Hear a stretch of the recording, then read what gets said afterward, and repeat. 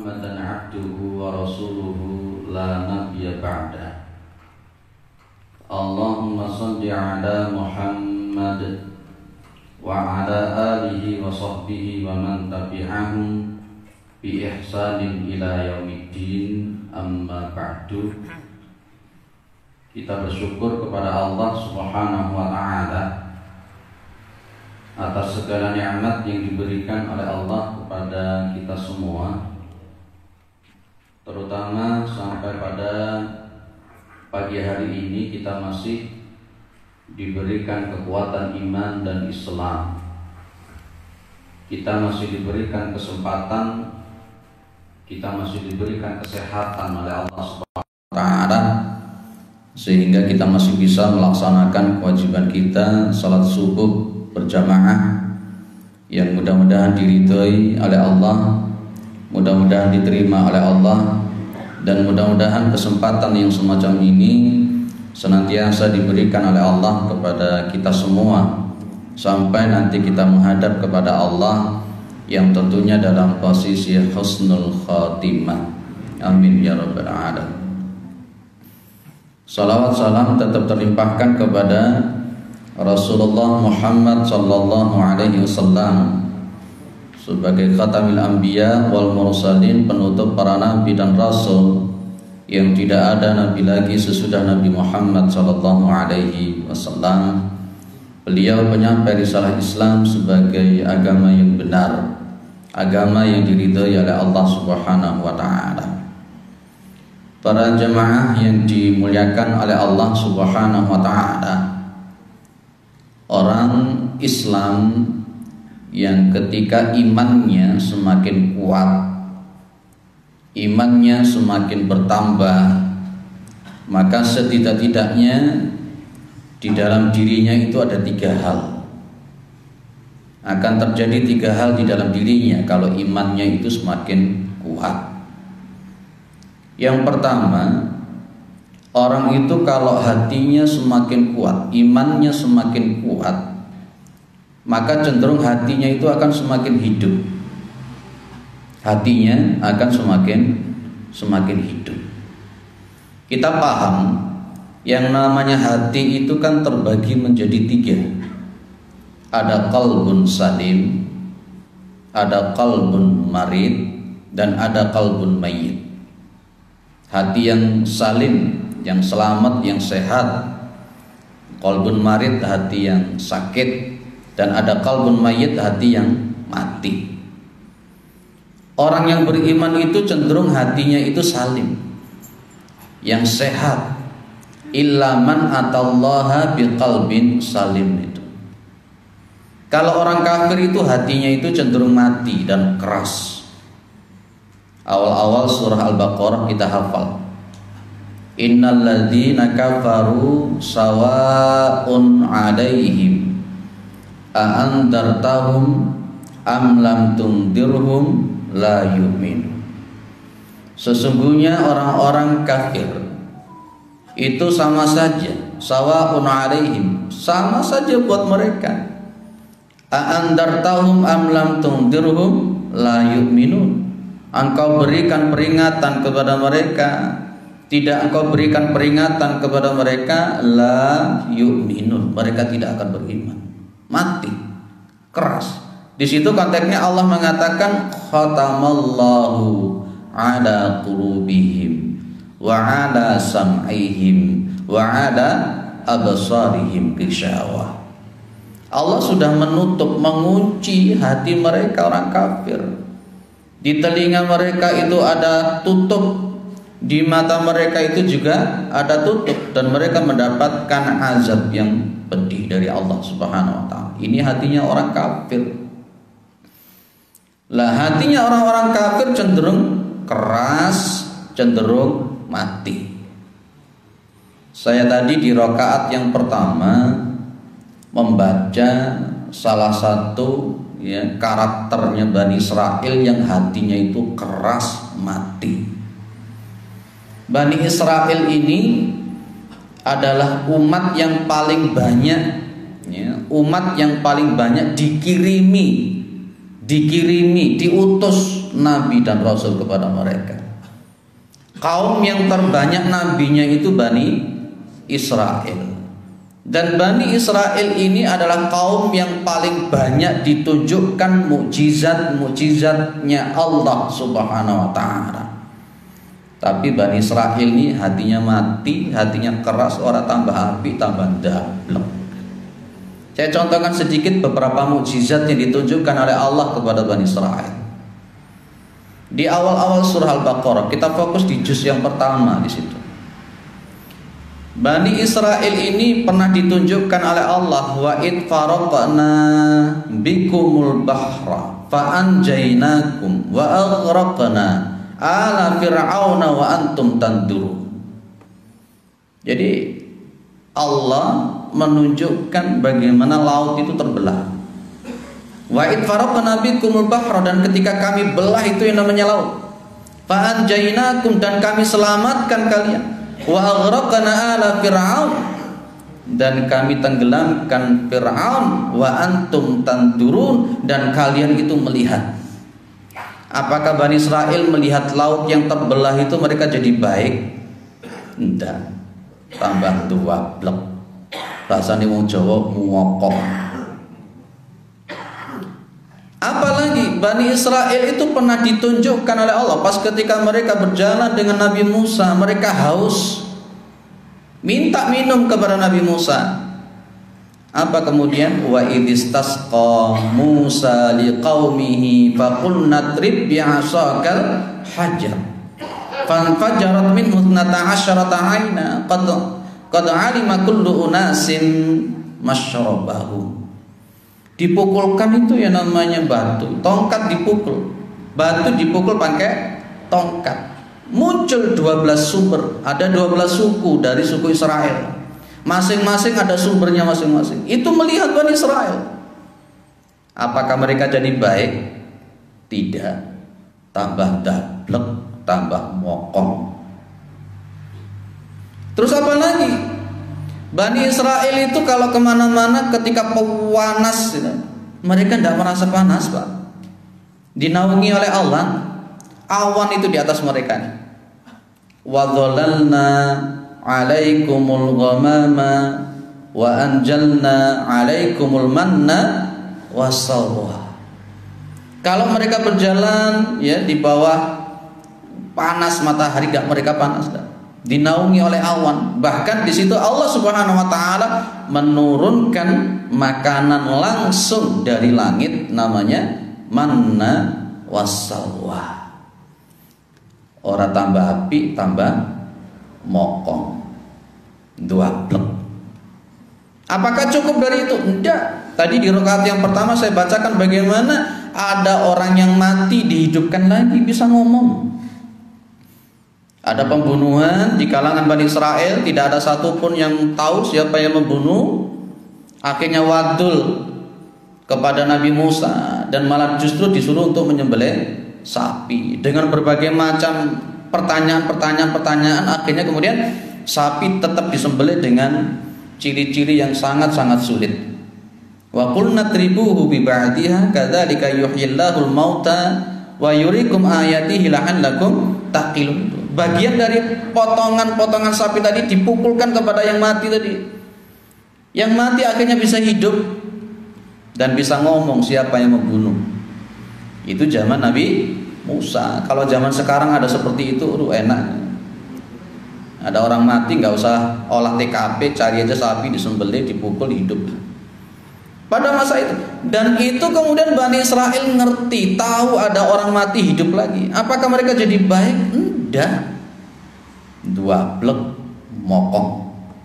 Itulah dikatakan oleh Al-Quran, tsumma qasat qulubukum min ba'di dzalika fahiya kal hijarati aw ashaddu qaswah. Kemudian hati kalian itu jadi keras, kata Allah. Ya, bahkan lebih keras daripada batu.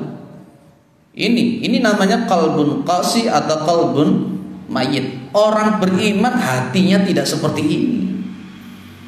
Orang yang beriman tidak seperti ini hatinya. Orang yang beriman itu hatinya hidup. Hatinya hidup. Juga orang yang beriman itu hatinya tidak seperti hatinya orang munafik. Bagaimana hatinya orang munafik? Fi qulubihim maradun fazadahumullahu marada. Di dalam hati mereka itu ada penyakit dan Allah menambah penyakit mereka. Muncul keraguan-raguan. Mudabdabina baina dzalik di dalam surah An-Nisa. Karena muncul keraguan-raguan itu akhirnya mereka jadi bermuka dua, enggak yakin. Wa minan nasi may yaqulu amanna billahi wa bil yaumil akhir wa ma hum bimu'minin. Itu di antara manusia ada yang mengatakan kami beriman kepada Allah dan hari akhir, tapi sebenarnya mereka tidak beriman. Yukhadi'unallaha walladzina amanu itu. Jadi penipuan-penipuan bermuka dua. Akhirnya kalau ketemu dengan orang beriman, wa idza laqul ladzina amanu qalu amanna. Kalau ketemu dengan orang beriman mereka mengatakan saya beriman. Tapi kalau ketemu dengan setan-setan mereka, wa idza khalau ila syayatinihim qalu inna ma'akum innama nahnu mustahzi'un. Itu hatinya orang munafik kayak modeling ngono kuwi. Mencari keuntungan demi kepentingan mereka. Makanya nanti di situ ada yakadul barqu yakhtafu absarahum. Itu di situ, masya Allah. Jadi di sini ada qalbun salim, ada qalbun marid, ada qalbun mayit. Lah orang yang beriman hatinya semakin kuat itu cenderung pada hati yang hidup, bukan hatinya orang kafir dan bukan hatinya orang-orang munafik. Mereka akan mampu mengambil ibrah, mereka akan mampu untuk mengambil hikmah dari apa yang mereka dengar, dari apa yang mereka lihat, dari apa yang mereka rasakan. Dan mereka terbebas daripada wataknya binatang ternak. Duh, kok bisa binatang ternak gimana? Al-Quran mengatakan walahum qulubul la yafqahuna biha. Ibu bapak suaranya tak keraskan enggak apa-apa ya. Ila subuh ini ki wonge akeh sing turu. Pokoke ceramah lek wonge sing diceramahi turu jan gak kepenak belas. Lho tenanan. Memang kalau subuh begini ceramah subuh ini kudu dibuanterne. Tapi jangan bilang kalau suaranya keras berarti radikal, enggak. Ya, enggak. Wah, suaranya keras kenceng ini radikal. Enggak, saya enggak radikal. Kalau disebut radikal saya itu ramah, terdidik dan berakal gitu. Kalau ketemu sama orang saya senyum, muka ceria, itu radikal. Apa namanya? Ramah, terdidik dan berakal. Tak keraskan, tidak apa-apa ya. Nah, meskipun tidak ada minumnya, tidak apa-apa di sini. Baik, Bapak Ibu yang dimuliakan oleh Allah Subhanahu wa Ta'ala. Jadi orang yang beriman hatinya semakin hidup. Tadi sudah saya sampaikan, tidak seperti binatang ternak. Walahum qulubul la yafqahuna biha. Mereka punya hati, tidak digunakan hati itu untuk memahami. Mereka juga punya telinga. Walahum adhanun la yasma'una biha. Mereka punya telinga, tidak digunakan telinga itu untuk mendengar. Walahum absarul la yubsiruna biha. Mereka itu juga punya mata, tidak digunakan mata itu untuk melihat. Ulaika kal an'am. Mereka itu seperti binatang ternak. Balhum afdal. Bahkan mereka lebih rendah daripada binatang ternak. Wis kaya kewan. Tidak mau berpikir. Maka itulah memang konteksnya iman itu mahalnya luar biasa. Iman hati yang hidup itu sesuatu yang mahalnya luar biasa. Ibu bapak yang dimuliakan oleh Allah, ada kambing. Ada kambing, di depannya itu ada rumput sama emas 1 kilogram. Kira-kira yang dipilih sama kambing apa? Betul ya, rumput. Kenapa tidak memilih emas? Karena konteksnya tidak punya akal. Coba kalau umpamanya yang namanya kambing itu sedikit berpikir, dia akan milih emas 1 kilogram. Emas 1 kilogram bukan untuk dimakan, tidak. Dibawa ke pasar, dijual, kemudian uangnya dibelikan rumput, dapat rumput sekabupaten. Itu kalau dia mau berpikir. Tapi namanya kambing tidak sampai sejauh itu. Wis pokoknya ono rumput dipangan entek ya golek meneh gitu. Tidak berpikir. Tapi kalau orang beriman, hatinya hidup. Hatinya hidup. Ini loh akhirat, ini dunia, mana yang dipilih? Ini loh iman, ini loh dunia, mana yang dipilih? Kalau berpikirnya berpikir seperti kambing, ya wis apa yang jangka pendek itu yang dipikir. Orang beriman tidak begitu. Nanti kalau ibu-ibu pulang di rumah ditanya sama bapaknya, tanya, tadi ngajinya apa? Kambing. Iya. Jadi kambing itu hanya seperti itu. Nah, orang-orang yang beriman, dia hatinya itu semakin hidup, dia mampu mengambil hikmah, dia mampu mengambil ibrah. Ada orang, Bapak Ibu, rumahnya itu mepet kuburan, rumahnya mepet pemakaman, ya mepet pet ya rumahnya. Tapi ya gak sholat itu, ya gak sholat itu. Itu kira-kira hati yang kayak apa itu? Hati yang kayak apa kira-kira? Ada orang didalili sampai muru, sampai ngiler-ngiler sing dalil, tapi orang digawe-gawe. Itu termasuk yang mana? Termasuk diceramai turu gitu ya. Guyon Pak, ngeloro hati aja. Ya itu posisinya. Orang yang beriman itu hatinya semakin hidup, dia mampu untuk berpikir, afala taqilun, afala tatadabbarun. Itu yang kemudian disebut dengan ulin nuha. Inna fi khalqis samawati wal ardi wa ikhtilafil laili wan nahari la ayatil liulil albab. Dan akhirnya alladzina yadhkurunallaha qiyama wa qu'uda wa 'ala junubihim wa yatafakkaruna fi khalqis samawati wal ardi. Itu akhirnya dia mengatakan apa? Rabbana ma khalaqta hadza batila. Itu orang beriman, hidup hatinya. Suatu saat ada seseorang puasa wisol. Ketika puasa wisol, kemudian ada jamaah kita yang bilang, ini dalilnya bahwa Nabi Muhammad itu melarang puasa wisol. Apa sih Bu puasa wisol itu? Puasa wisol itu puasa terus itu loh, tidak buka, tidak sahur gitu. Kalau di Hindu namanya bisa jadi pati geni atau ngebleng. Itu. Ketika diberitahu seperti itu, jawabannya cuma begini saja. Iku lak jari ini kiaimu, lak jari kiaiku ora apa-apa. Ini termasuk hati yang mana model begini? Itu Masya Allah.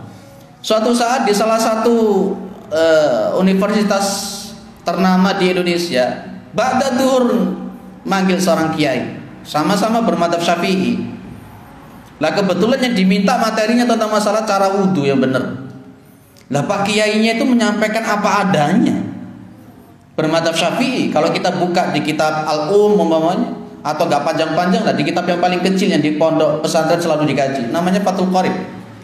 Fathul Qorib yang kita buat mulazamah di Masjid Al-Falah Gadang, itu kita kaji madzhab Syafi'i di situ.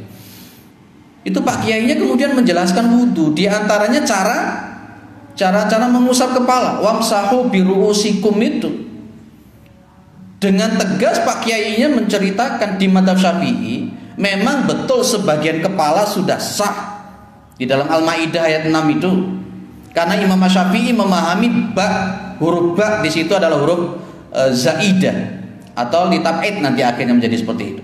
Walaupun sebagian itu boleh, tapi Imam Syafi'i mengatakan sunnah hukumnya, afdal hukumnya kalau wudhu itu dari depan ke belakang, kemudian belakang ke depan lagi. Masuk waktu asar, ada orang berwudhu, wis biasa. Lek wudhu badu etok sing diutik mangene etok. Ada jamaah kita kemudian bilang sama jamaah itu, tadi kayaknya Pak Yainya itu nerangkannya nggak begitu, begitu kan? Kalau saya dari kecil sudah wudhunya seperti itu, dari depan ke belakang, belakang ke depan. Apa kata jamaah yang wudhunya cuma begini tadi? Dia cuma ngomong, mulai cilik aku wudhu nih ya wis ngene. Kebiasaanku wudhu kayak biyen iki yo ngene. Lapo dirubah-rubah. Itu termasuk hati yang mana? Hah? Termasuk hati yang mana itu? Qalbul qasi, hati yang sudah mulai keras. Biasanya kalau hati itu sudah mulai keras, ya dicelup ya ora jemek, di PP ya ora garing, memel terus. Iya, memel terus. Orang yang beriman tidak begitu. Dia akan mampu berpikir, oh inilah ayat. Makanya disindir oleh Allah Subhanahu wa taala, wa idza qila lahum ittabi'u ma anjalallah. Dan ketika dikatakan kepada mereka, ikutilah apa yang diturunkan oleh Allah Subhanahu wa taala, apa jawaban mereka? Qalu bal nattabi'u ma wajadna 'alaihi aba'ana. Cukup bagi kami apa yang kami pelajari dari nenek-nenek moyang kami, yang kami temui, kami warisi daripada nenek-nenek moyang kami yang biasa ning ini ya wis ngene lah. Ini berbahaya. Nanti berbahaya. Insya Allah nanti di pertemuan kedua kan masih ada satu. Nanti akan saya bahas tentang masalah zilatul alim. Itu termasuk di situ, nanti akan kita bahas tentang masalah taklid gitu. Insya Allah kalau umur kita dipanjangkan oleh Allah. Itu. Jadi hati yang sudah mulai hidup itu orang yang beriman. Hati kita insya Allah hidup ya Bapak. Dituturi masuk telinga kanan, keluar telinga kanan lagi? Enggak kan? Ada masuk iki loh, masuk telinga kanan yang balik meneh yo nek. Suatu saat ada jamaah itu yang wadul sama saya. Pak, saya itu kalau sholat tak khusyuk, tak ceritani. Tapi dulu tuh kalau saya masih kecil, kalau mau tidur kan didongengi gitu ya. Jadi kalau umpamanya saya nanti cerita sedikit kemudian jenengan tertidur, berarti saya berhasil. Ya, saya berhasil.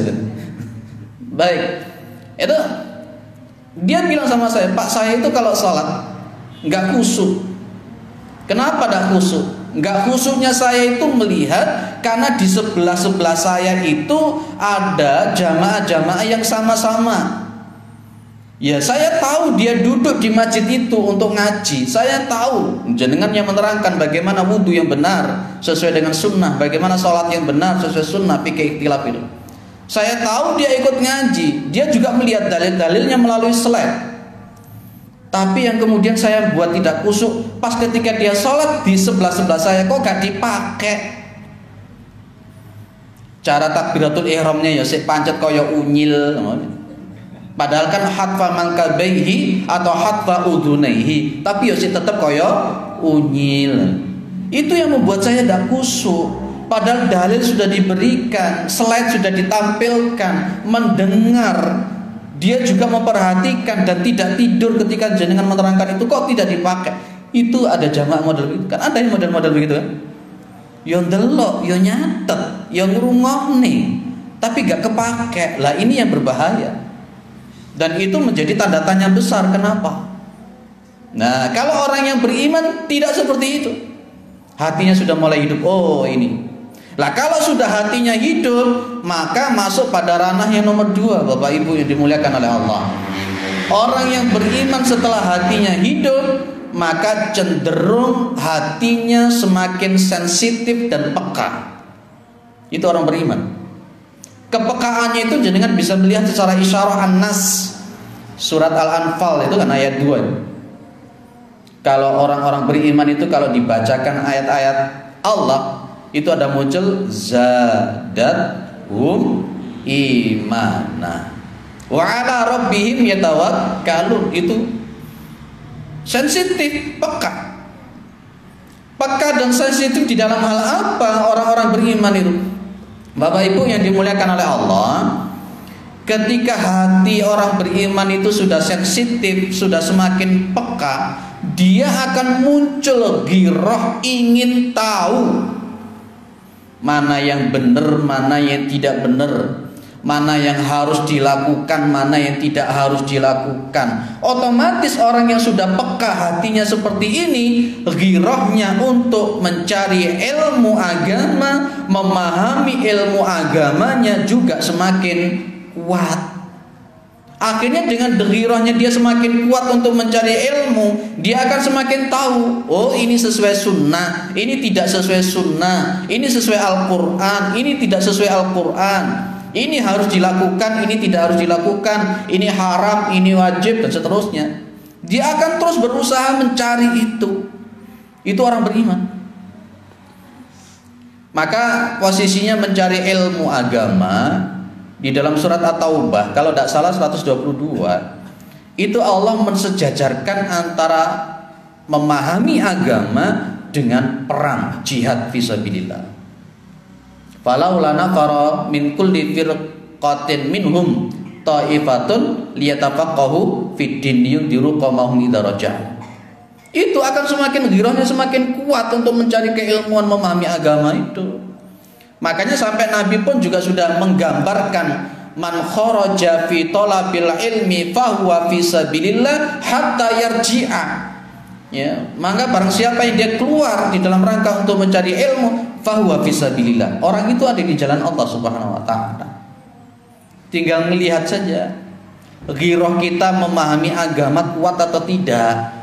Kalau semakin males kita memahami agama kita, ini berarti ada sesuatu yang sedikit konslet di dalam iman kita. Itu.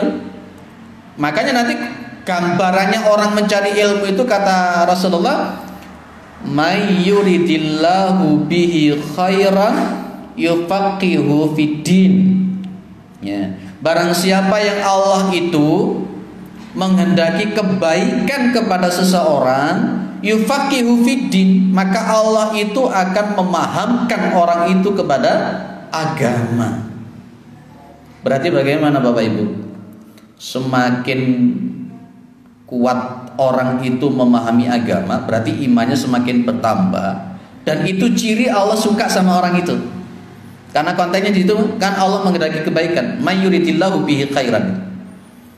Dan kalau orang itu memahami agamanya semakin lemah, bahkan kepedulian untuk pemahaman agama juga semakin tidak ada, ciri imannya semakin turun.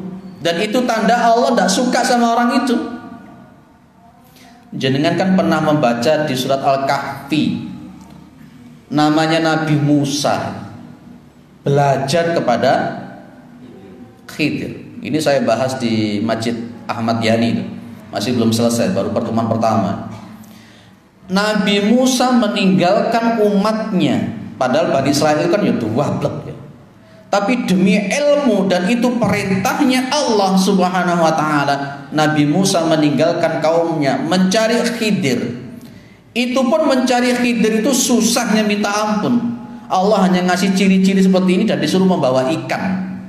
Nanti kalau ikannya itu ucul, hidup, kemudian kembali kepada laut, lah itu sudah disuruh nuruti, nanti di situ akan ketemu yang namanya Khidir alaihissalam.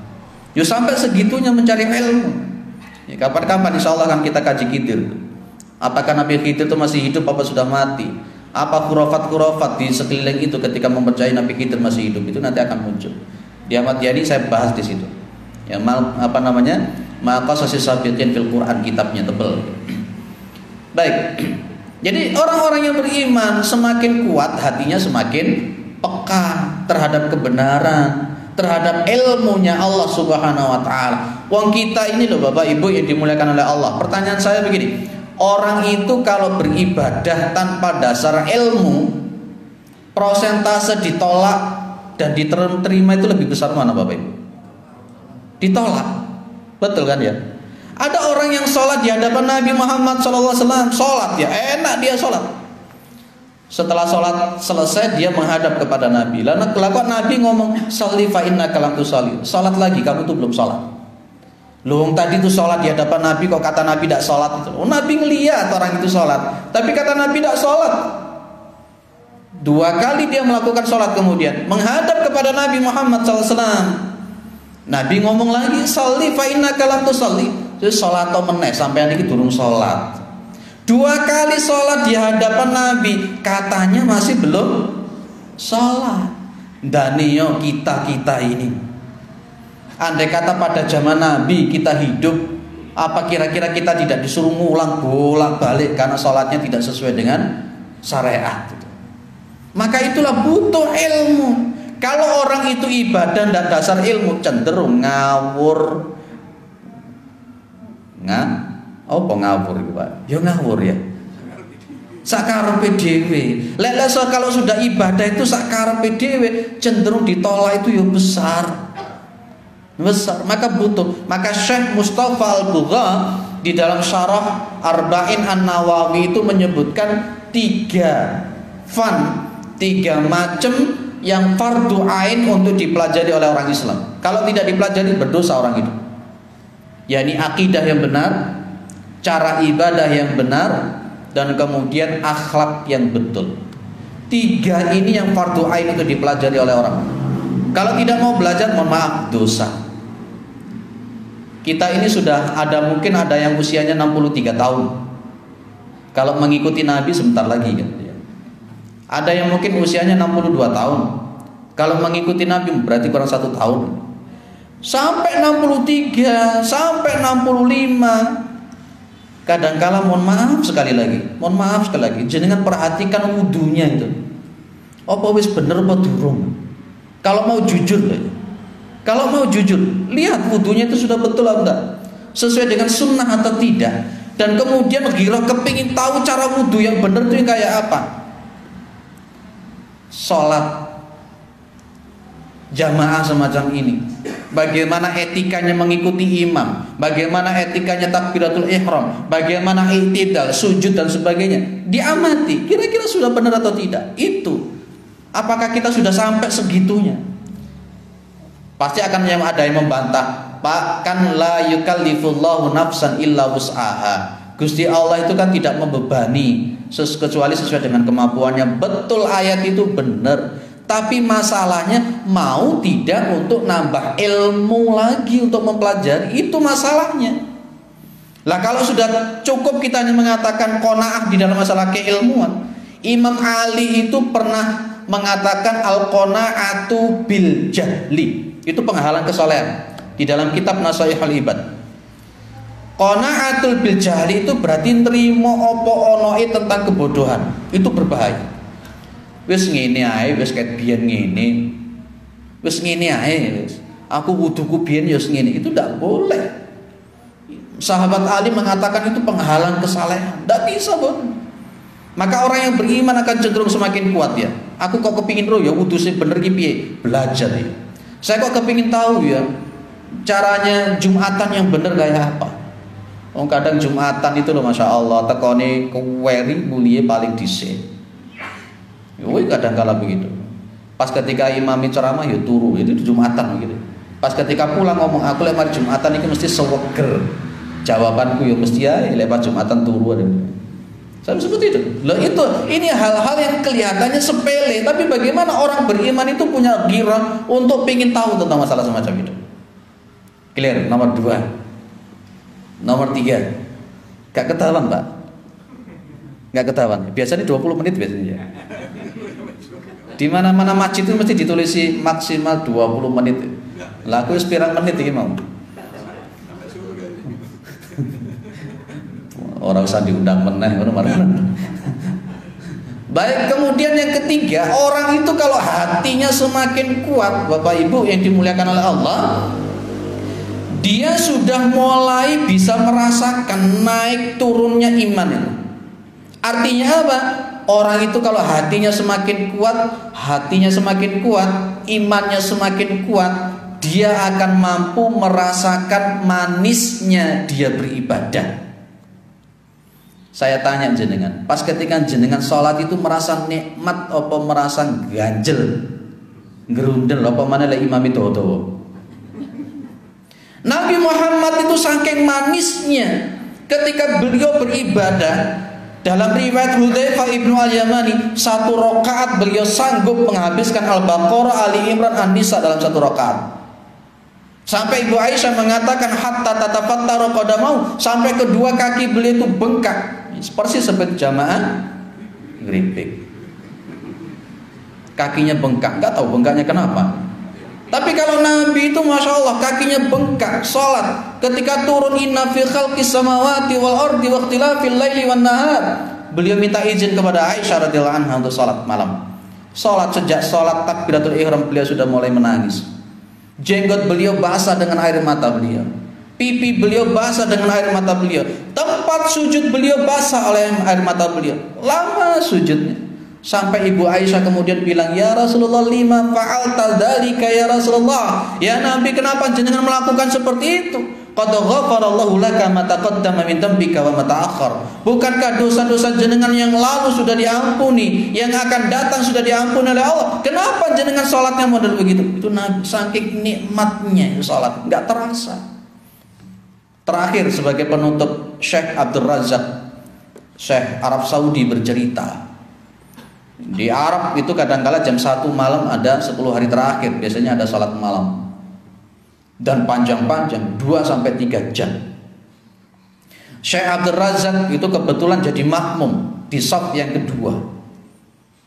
Di shaf yang kedua, di situ di depan beliau pas itu ada seorang Indonesia. Orang Indonesia kakinya cuma satu.